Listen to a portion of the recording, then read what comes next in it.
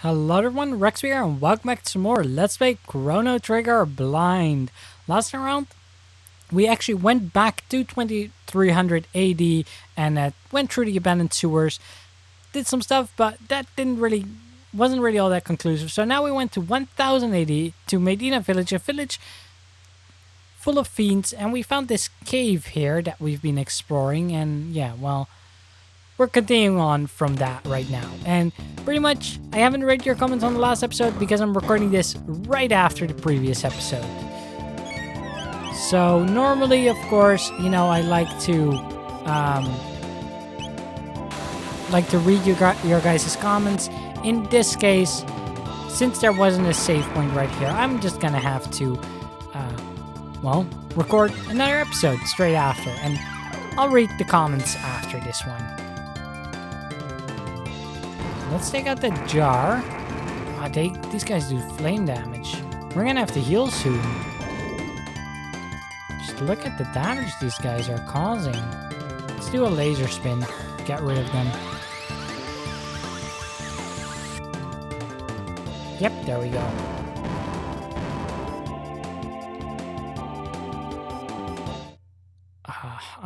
I'm gonna have to heal, I think. So let's actually use Cure Beam on Chrono, because he really needs that. I guess you can use it too. Robo is running out of MP2. There's another one of those. I still don't know how to open those. I really wish I could have learned that. But I guess not. Okay. I guess we can walk through the water. That's good at least. We're not getting washed away. Oh, we are getting slightly pushed, I guess. Ever so lightly. Oh, and here was the save point. Well, that's silly. Death to the enemies of fiend kind. Hopefully. Oh, I should have saved and done some healing on that. For sure. Well, let's hope we can win this then. I'm just gonna go all out. Lightning, ice, and rocket punch. Oh, rocket punch does nothing. I don't think Robo is gonna be all that useful this fight, unfortunately, outside of maybe healing, because his physical attacks are doing nothing. So yeah, Robo is just gonna be a support in this battle. But that's one lame thing, you can't like guard or like try to aggro enemies. I wish that was a thing. Because then Robo could function as a tank a bit more. Nayrite Cyclone, oh that's not gonna be good. 93, okay that did quite a bit. That's okay though, I guess I'll just heal Chrono next turn with go ahead, try and attack. See what it gets you. Well, I will. I will keep attacking, and I'm gonna do a Cure Beam on Chrono. Water 2. Oh, that's on everyone. Oh, Chrono, you just barely lived there. Oh, really? No. Oh, man. The heal didn't come in time. Well, I'm screwed. There is no way I'm gonna survive this. Because any kind of attack and this guy will just destroy me. I guess I can try to confuse him. Hope he hits himself. But no. Yeah, I had lost that battle when Robo's heal didn't go off in time. So what happens now that we die? It goes back to the last time I saved. Because that's a long time ago. Well, frick. I have to pretty much re-record or replay what I did the entirety of last episode. Damn. Okay, well, I replayed all of it and then I recorded the rest of this episode. And then my commentary didn't record for whatever reason. There's no reason it shouldn't have recorded, but it didn't. So I'm going to do the rest of this episode post-commentary. Next episode should be back to life, fine and dandy. Now, my numbers also might be slightly different with my levels or whatever, because of course I did have to replay everything I did this episode and the previous episode, so some things might be slightly off, but most of it should be pretty much accurate to the truth. Anyway, we're gonna go ahead and take this guy on again for a second time, and this time my tactic was basically just like use lightning and ice, because magic's attacks seemed to work really well against this guy, whereas physical attacks didn't really work much at all. And with Robo, I was thinking about what I wanted to do, but Laser Spin actually does do special damage, like magic-based damage, so I think that was the best way to go. It doesn't hit multiple enemies, but at least it does something decent. For the rest, most of his regular attacks I've noticed didn't actually really hurt all that much. So, you know, we can definitely tank those. And we'll just have to heal every now and then, especially Robo, since he doesn't hit that hard. You know, Lightning and Ice do the majority of the damage in this battle. Using Robo to heal every now and then was basically my plan here. And he's gonna use the Cyclone here. And that still, you know, only 66. That's definitely not bad at all. We can definitely take a few of those hits. Although, of course, I did spend some turns healing here, especially with Robo. You know, if healing was to be done, Robo is probably the best thing. But here, right now, he wants us to attack, and I kind of did this before I saw that he said that, so he's gonna counter with Water 2. But after this, I figured it out. Okay, once he is in this pose, just don't attack him. You can do anything else you want. And I was like, okay, you know what, I can just use a potion, do some healing. Later, I also figured out you can just wait.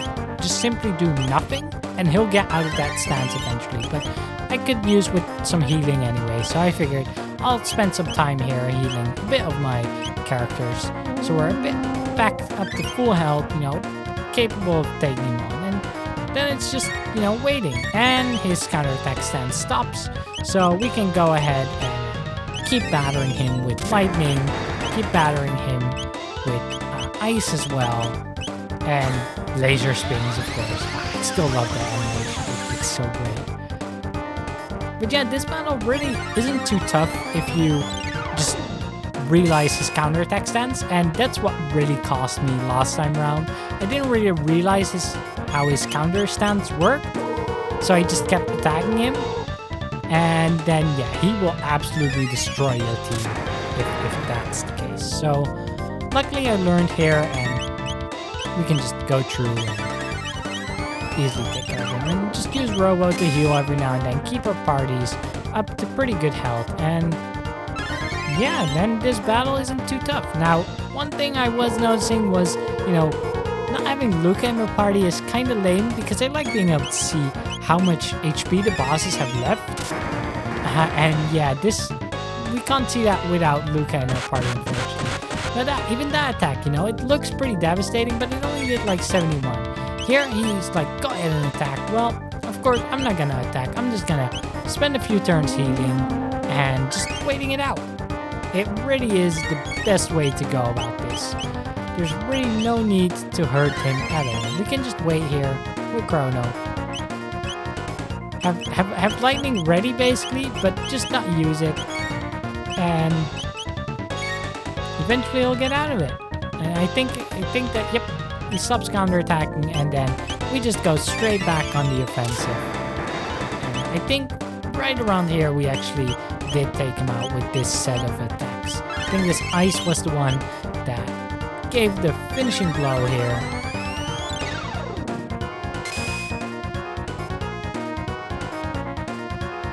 No? Ah, not quite. Not quite. I thought it was finishing blow, but coming up here soon is going to be our finishing blow on this guy. And there we go. Yeah, 120. So we got some experience. Nice amount of experience. Nice amount of gold. And that was that.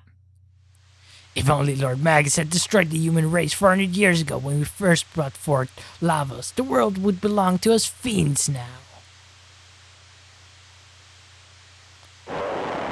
So yeah, the fiends are definitely in favor of Lavos, and the rest of us, well, not so much.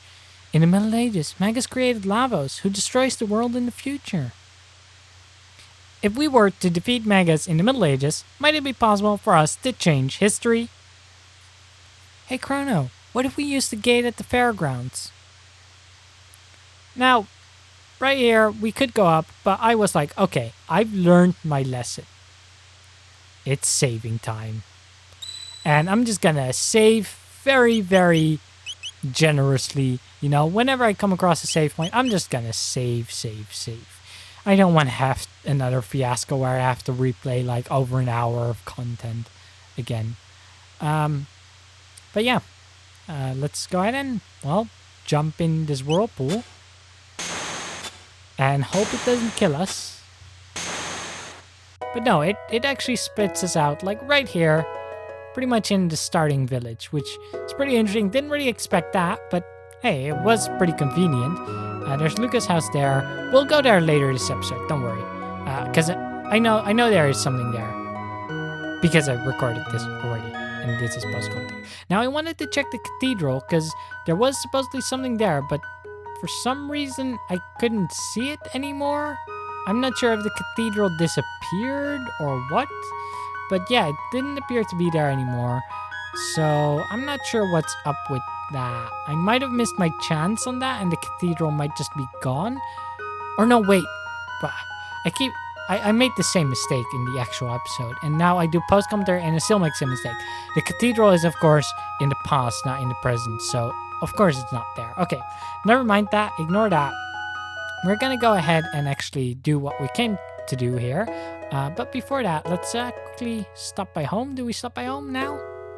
I planned to. I think so.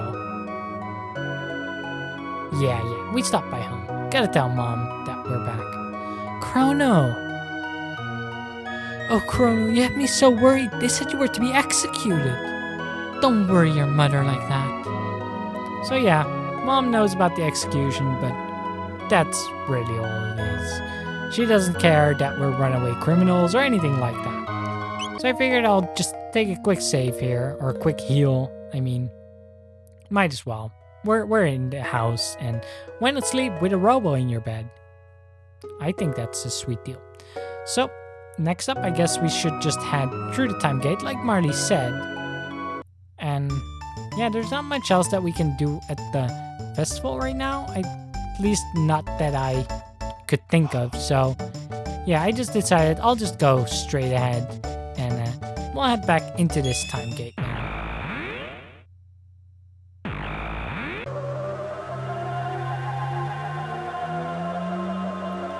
And that at least unlocks another one. So now we have a nice collection of them already there. There's also Luca there, and we could save again. And I just cut it out for you guys there. I'll probably start cutting out the saves because it saves a few seconds and it's not really interesting to look at. But one thing I forgot to do was actually explore Medina Village, because I thought, well, you know, there's this guy who can help you blend in or something, but well, that never really happened. So I figured I'm just gonna go ahead and go back here, and we're gonna explore Medina Village properly now, because we never really did. So there was the market, but yeah, just some guys. And of course, he didn't want to sell. Now, we just gave up last round, but this time I was like, you know what? What does Plead do? Well, it puts you in a battle with two of these guys. Now, those underlings are pretty weak. One cool thing actually about this is that, yeah, he doesn't die. We just hit him twice, and then he just stands there and he stops participating in the battle. They also miss, and we just slaughter his friend. And he's like, yeah, crazy. So, we were allowed to shop now. Now, this guy has some pretty cool equipment. I mean, Bronze Blade, meh, Steel Blade, meh, but this Zanmado, damage 1.5 to magical beings, could have been really useful in the cave, but 65,000 gold. And yeah, that's pretty insane. Everything is 65,000 gold. Definitely not worth it, or at least not affordable anyway. You guys will have to let me know if it's actually worth it or if there's some way to drive down the price. But yeah, he has some good stuff, but way too pricey. And as far as I could tell, there wasn't a way to drive down the price. I think I like asked again to see like, hey, can I maybe, you know, try to drive it down? But no, you just go into the buy-in and yeah, nothing we can really do. He just doesn't want to charge us a good rate, so I figured I'll just leave and we'll just explore the rest a little bit. The Elder's house. This is the residence that we came into. I just checked that again because I wasn't sure what it was. And then we had the Elder's house here. And this just had some like underlings.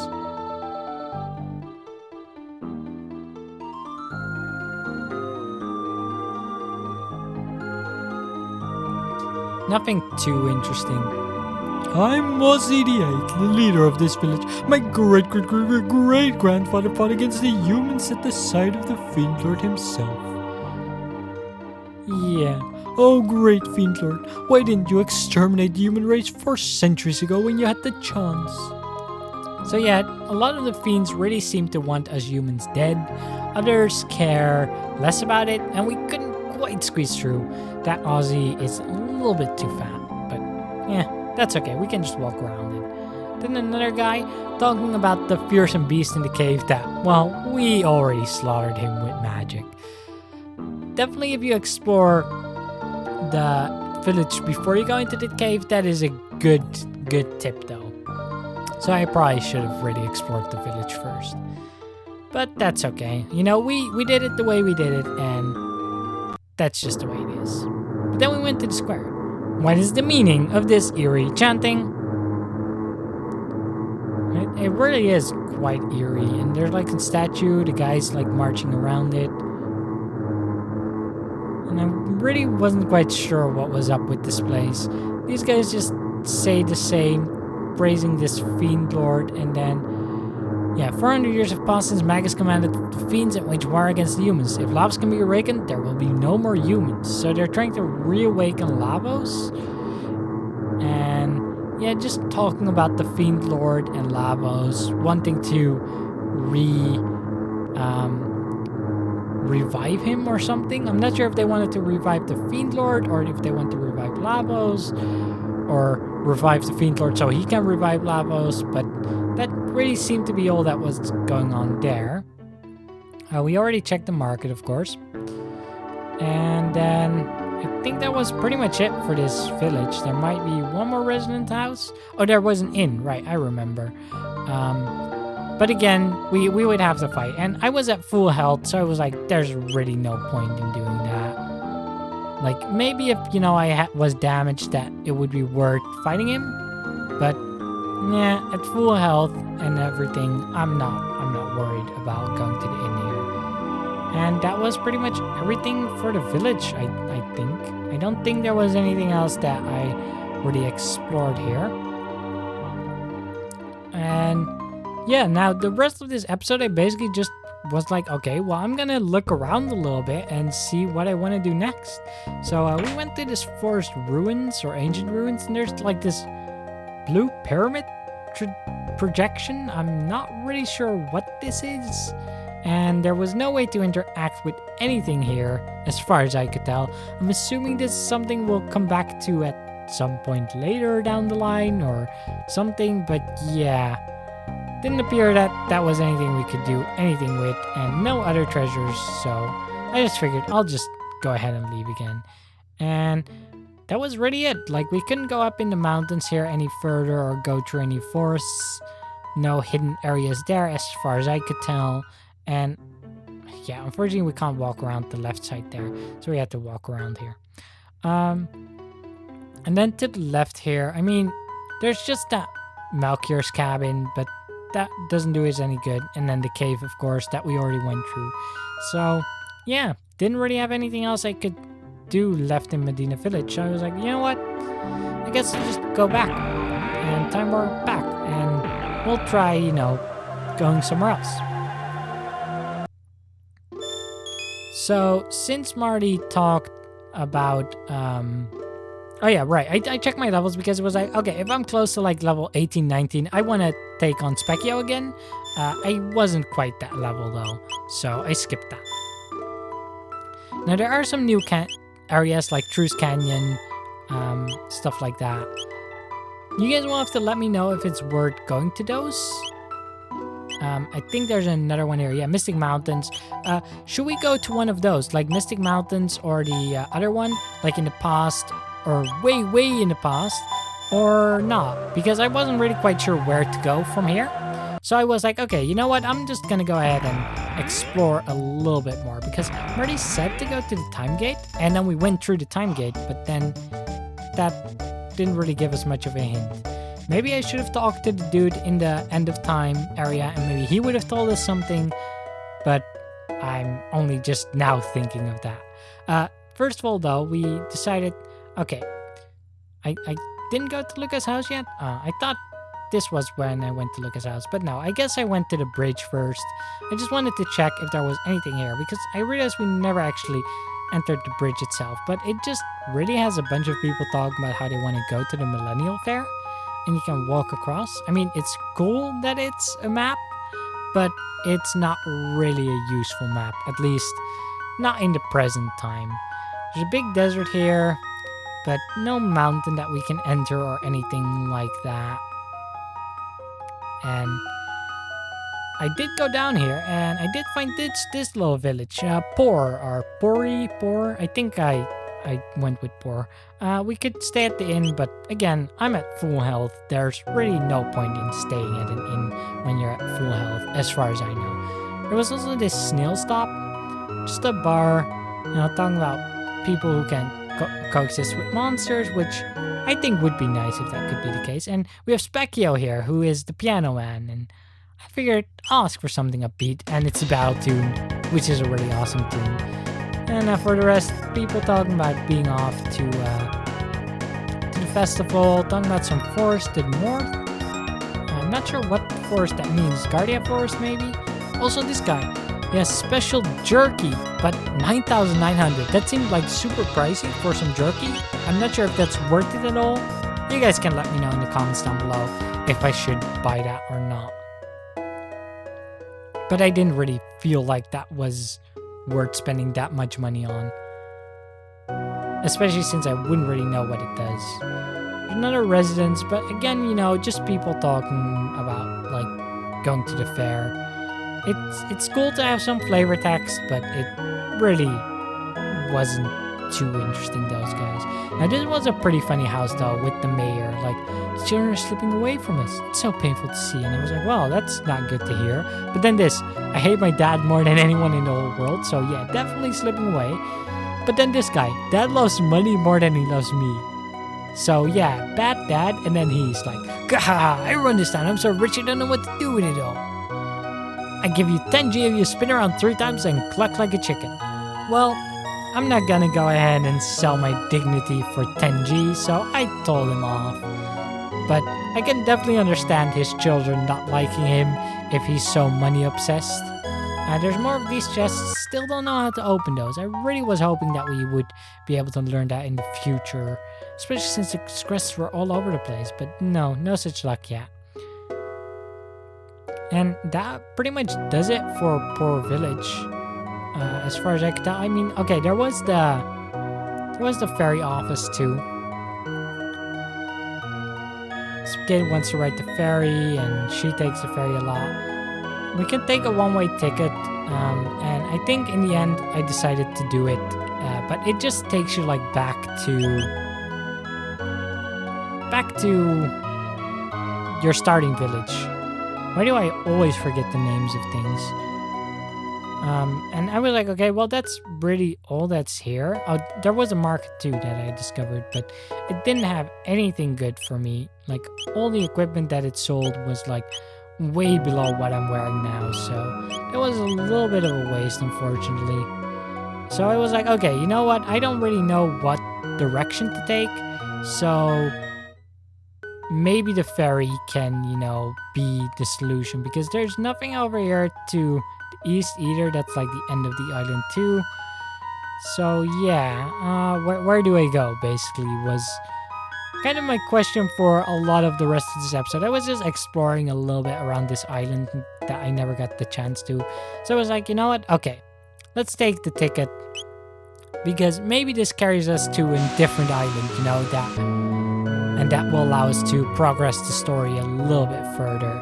But no, like I just said before, it literally just takes you back to your starting village, which is so pointless because you can just walk across the bridge. I think it's pretty much just as fast, and you don't have to pay 10G. So I don't know. It definitely feels like a bit of a waste to do that. But I guess I saw the boat ride animation, which is something.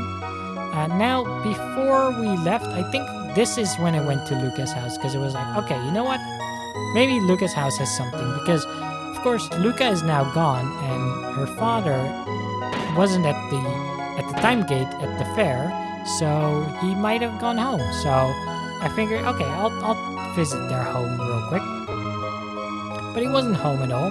Mother was still there, nothing really saying anything, but then the dad just walked in. I thought that was pretty cool, you know, that basically it felt like life just moves on around you, because he just came in, talked about buying an apple for his wife.